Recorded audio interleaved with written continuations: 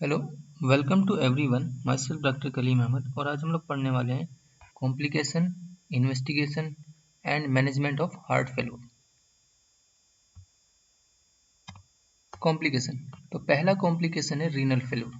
हम लोग जानते हैं जब हार्ट फेल्योर होता है तो उसमें कार्डियक आउटपुट कम होती है। कार्डियक आउटपुट कम होने की वजह से जो पेरिफेरल ऑर्गन होते हैं उनको ब्लड की सप्लाई क्या होती है, कम होती है।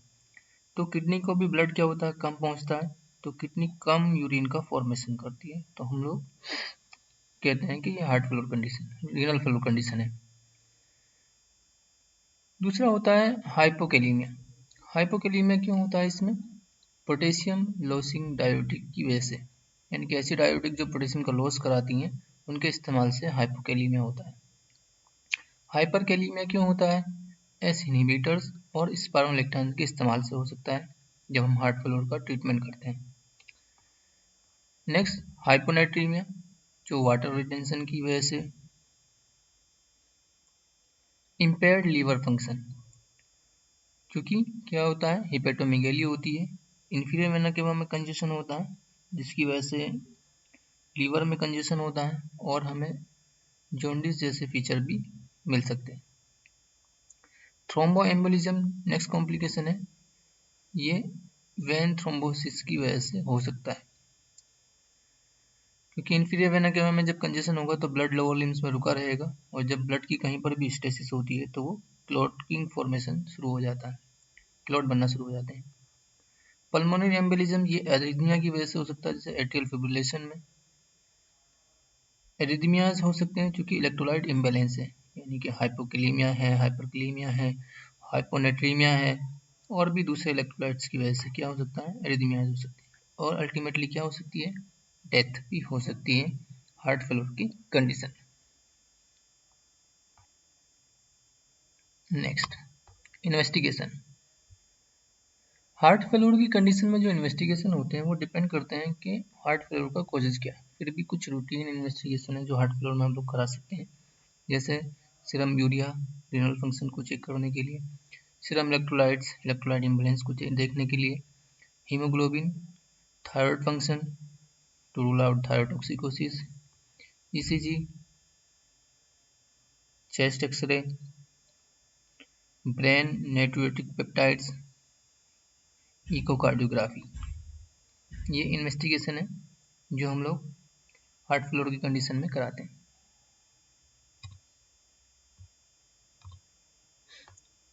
एक्सरे, एक्सरे में ये जो कार्डियोमेगेली शो कर रहा है यहाँ पर, ओके, और ये जो मार्किंग है, ये वाइट वाइट मार्किंग, ये हमें पल्मोनरी एडिमा या पल्मोनरी कंजेशन को बताती है। एओर्टिक निकोल अगर प्रोमिनेंट है तो हाइपरटेंशन के लिए। This one horizontal line lymphatic enlargement, lymphatic vessels enlargement की वजह से ये होती है, जिसको हम कर्ले पी लाइन बोलते हैं। मैनेजमेंट। हार्ट फेल्योर की कंडीशन में एक्यूट पल्मोनरी एडिमा अगर हो जाए तो इसके लिए हमें क्या करना है, तो सबसे पहले पेशेंट को हम लोग 45 एंगल पे लेटा के रखेंगे ताकि वीनस रिटर्न कम रहे। दूसरा, हम लोग ऑक्सीजन की सप्लाई करेंगे उसको। इसके लिए हम हाई फ्लो और हाई कंसंट्रेशन या सीपेप का इस्तेमाल कर सकते हैं। फिर बीपी को कम करने के लिए, चूँकि बीपी बड़ा हो सकता है, उसकी वजह से लंग्स में कंजेशन हो रहा हो, तो इसके लिए हम लोग नाइट्रेट्स, स्पेशली ग्लिसरल नाइट्रेट्स 10 से लेकर 200 माइक्रोग्राम पर मिनट, ठीक है, या बक्कल ग्लिसरल ट्राइनाइट्रेट्स का इस्तेमाल कर सकते हैं। इनके आईवी भी और ओरल भी दोनों इस्तेमाल कर सकते हैं। और एवरी 10 मिनट्स पर इसको टाइटर करेंगे हम लोग, और तब तक करते रहेंगे जब तक कि बीपी 110 से नीचे ना आ जाए। लूप डायोटिक्स का आप इस्तेमाल कर सकते हैं, जैसे फ्रूसामाइड 50 to 100 मिलीग्राम आईवी।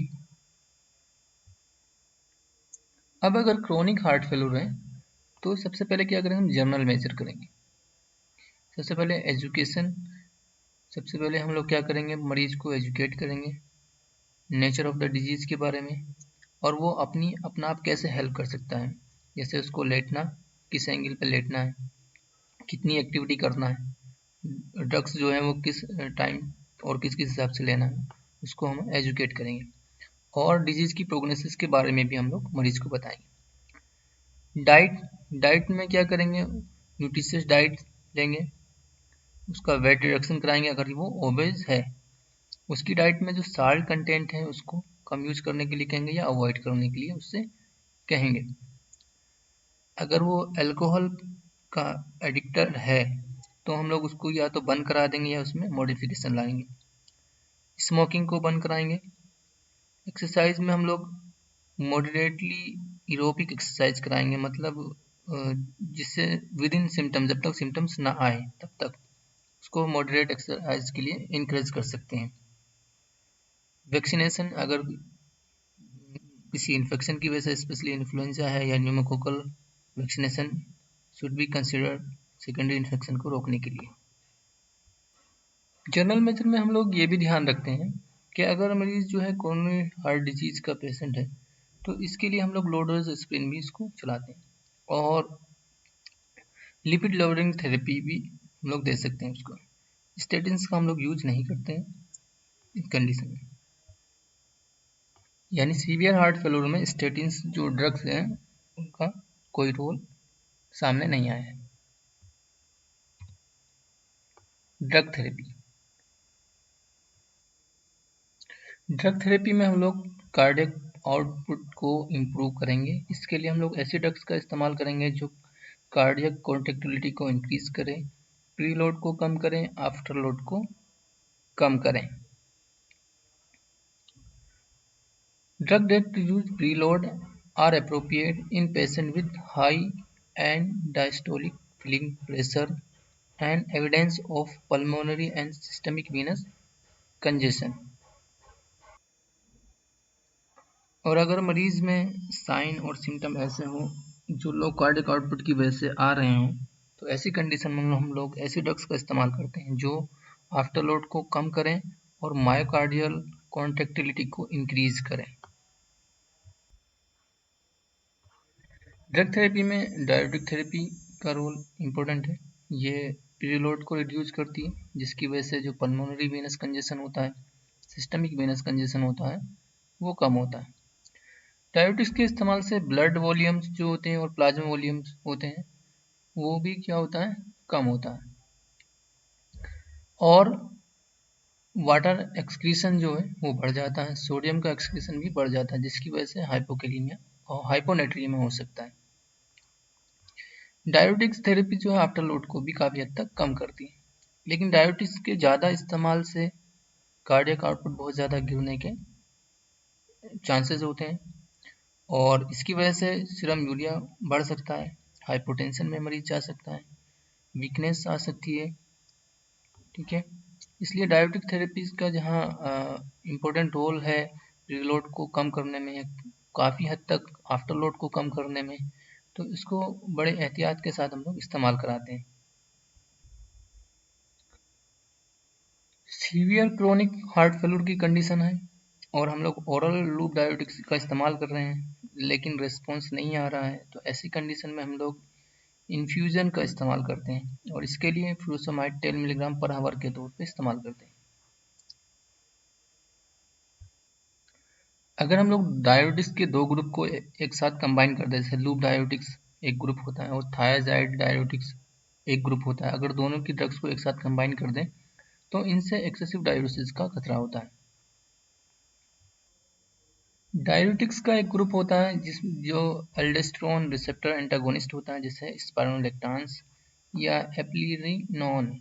ये पोटेशियम स्पेयरिंग डायरेटिक्स है, यानी कि जब ये डायलिसिस करती है तो पोटेशियम का लॉस नहीं होता है। ये हार्ट फेल्यूर में बेनिफिशियल हो सकती है, लेकिन इनकी वजह से क्या हो सकता है, हाइपरकैलेमिया हो सकता है, स्पेशली जब इनको इस्तेमाल करते हैं किसके साथ, एस इनहिबिटर के साथ। हार्ट फेल्यूर की कंडीशन में जो ड्रग थेरेपी है उनमें नेक्स्ट ड्रग थेरेपी जो होती है वो वेसोडायलेटर थेरेपी होती है। वेसोडायलेटर क्रॉनिक हार्ट फेल्यूर कंडीशन में वैल्यूएबल रोल प्ले करती है। इनमें वेनोडायलेटर होती है जो वेन्स को डायलेट करती हैं, स्पेशली नाइट्रेट्स जो प्रीलोड को रिड्यूस करता है, और आर्टीरियल डायलेटर होती है जैसे हाइड्रोलाजीन होती है, ये आफ्टर लोड को कम करता है। Their use is limited by pharmacological tolerance and hypotension, मतलब इनको मरीज कहाँ तक टॉलरेट कर पाएगा उस हिसाब से इनकी डोज देना है, और प्लस इससे हाइपोटेंशन का भी खतरा होता है। एस इनहिबिटर यानी angiotensin converting enzyme inhibitor therapy, ये रास सिस्टम को क्या करती है, इनहिबिट करती है। हम लोग जानते हैं जब हार्ट फेलियर के हम लोग पैथोफिजियोलॉजी पढ़ा था तो वहाँ पर न्यूरो हार्मोनल एक्टिवेशन हो रहा था, तो उसमें रास सिस्टम भी एक्टिवेट हो जा रहा था, सिंपैथेटिक सिस्टम भी एक्टिवेट हो जा रहा था, वैसोप्रेसिन सिस्टम भी एक्टिवेट हो रहा था। तो इसमें जो रास सिस्टम होता है इसको इनहिबिट करने के लिए रास सिस्टम करता क्या, वाटर एंड साल्ट का रिटेंशन कराता है, जिसकी वजह से हार्ट पर और ज़्यादा वर्कलोड बढ़ता है और हार्ट फेलियर की कंडीशन स्टेप बाय स्टेप क्या होती जाती है, सीवियर होती जाती है। तो ऐसी कंडीशन में हम लोग एस इनहिबिटर का इस्तेमाल कराते हैं ताकि जो रास सिस्टम है उसको क्या किया जा सके, इनहिबिट किया जाए। एस इनहिबिटर जो है आफ्टर लोड को भी कम करती हैं और प्री लोड को भी कम करती हैं, आफ्टर लोड को ज़्यादा कम करती हैं प्री लोड के मुकाबले में। दूसरा, अगर हम लोग इनको लूप डायोटिक्स के साथ इस्तेमाल करें, क्योंकि लूप डायोटिक्स जो होती हैं वो प्री लोड ज़्यादा कम करती हैं, तो ये एक बेनिफिशियल कॉम्बिनेशन होता है, यानी ACE inhibitor with diuretics. ARBs जो होती हैं सिमिलर एक्शन रखती हैं as like the ACE inhibitor, और बट इनकी जो टॉलरेबिलिटी है वो ज़्यादा है एस इनहिबिटर के मुकाबले में। दोनों दोनों ग्रुप्स को एक साथ कंबाइन नहीं करते हैं। ये कुछ एस इनहिबिटर हैं जैसे एनालाप्रिल है, लिसिनोप्रिल है, रेमिप्रिल है, और ये एआरबीज हैं यानी एंजियोटेंसिन रिसेप्टर ब्लॉकर है, जैसे लोसार्टन है, कैंडिसार्टन है, वल्सार्टन है, और इनकी डोज किस तरह से हम लोग इसको इस्तेमाल कराएंगे। नेक्स्ट ड्रग्स जो है वो बीटा ब्लॉकर है। बीटा ब्लॉकर जो है वो काउंटर एक्शन रखती है सिंपैथेटिक सिस्टम के, यानी कि जैसे हार्ट फेलियर की कंडीशन में जो न्यूरो हार्मोनल एक्टिवेशन हो रहा था जिसमें रास सिस्टम को इनहिबिट करने के लिए तो हम लोग एस इनहिबिटर या एआरबीज का इस्तेमाल कर रहे हैं, इसी तरीके से वहाँ पर सिंपैथेटिक स्टिमुलेशन भी हो रहा था, तो उसको काउंटर एक्ट करने के लिए हम बीटा ब्लॉकर का इस्तेमाल करते हैं। तो जैसे एटिनोलोल होता है, मेटाप्रोलोल होता है, और इसी तरीके से बिसाप्रोलोल, इसको हम लोग लो डोज में स्टार्ट करते हैं और धीरे धीरे इसकी डोज क्या करते हैं, टाइटर करके बढ़ाते हैं। मैक्सिमम डोज जो है वो 10 मिलीग्राम पर डेली के हिसाब से इस्तेमाल करते हैं इसको। इसकी वजह से जो है सिंपैथेटिक स्टिमुलेशन के जो एक्टिविटी होती है वो क्या होती है, इनहिबिट होती है। डिजॉक्सिन, नेक्स्ट जो है digoxin. Digoxin can be use to provide rate control in patient with heart failure and atrial fibrillation. ये ड्रग्स हैं डिजॉक्सिन जो पेशेंट की हॉस्पिटेबिलिटी को भी कम करती है, इनके बार बार भर्ती होने से रोकती है मरीज को अस्पताल में। सीवियर हार्ट फेलियर कंडीशन में हम लोग इसको इस्तेमाल करते हैं। एमिड्रोन जो है ये एंटी अरिथमिक ड्रग है जिसका इस्तेमाल हम लोग करते हैं अरिथमियाज में, स्पेशली सिम्टोमेटिक अरिथमियाज में, यानी कि अरिथमियाज को रोकती नहीं लेकिन अरिथमियाज जब हो जाते हैं तो उस कंडीशन में जब अरिथमियाज हो रहे होते हैं तब हम लोग एमिडेरोन का इस्तेमाल करते हैं। ड्रग्स के अलावा कुछ इन्वेजिव थेरेपी होती है हार्ट फेलियर में, जैसे इम्प्लांटेबल कार्डियक डिफिब्रिलेटर या रीसिंक्रोनाइजेशन थेरेपी।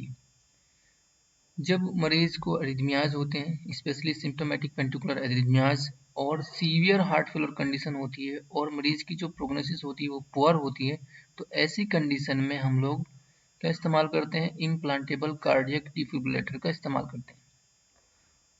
और अगर uncoordinated left ventricular contraction with severe symptomatic heart failure हो, यानी कि जो लेफ्ट वेंट्रिकल का कॉन्ट्रैक्शन हो और एटीएम का जो कॉन्ट्रैक्शन हो उसमें क्या कुछ अनकोऑर्डिनेशन हो, या दोनों वेंट्रिकल्स में क्या हो अनकोऑर्डिनेशन हो, तो ऐसी कंडीशन में हम लोग पेसमेकर का इस्तेमाल करते हैं और उन दोनों को सिंक्रोनाइज कर देते हैं। कोरोनरी रीवेस्कुलराइजेशन, ये अलग इन्वेजिव टेक्निक है। अगर कोरोनरी आर्टरी में कहीं ब्लॉकेज है एथेरोस्क्लेरोसिस की वजह से या किसी थ्रोम्बस की वजह से, और ब्लड सप्लाई हार्ट मसल तक नहीं पहुंच रही है, तो हम लोग क्या करते हैं, रिवस्कुलराइजेशन करते हैं। इसमें कोरोनरी बाईपास ग्राफ्टिंग भी आती है या परक्यूटेनियस कोरोनरी इंटरवेंशन आता है। और एट लास्ट जो स्टेप है वो क्या है, हार्ट ट्रांसप्लांटेशन। ये हार्ट फेलोर का लास्ट में हम लोग इस्तेमाल करते हैं। Thank you.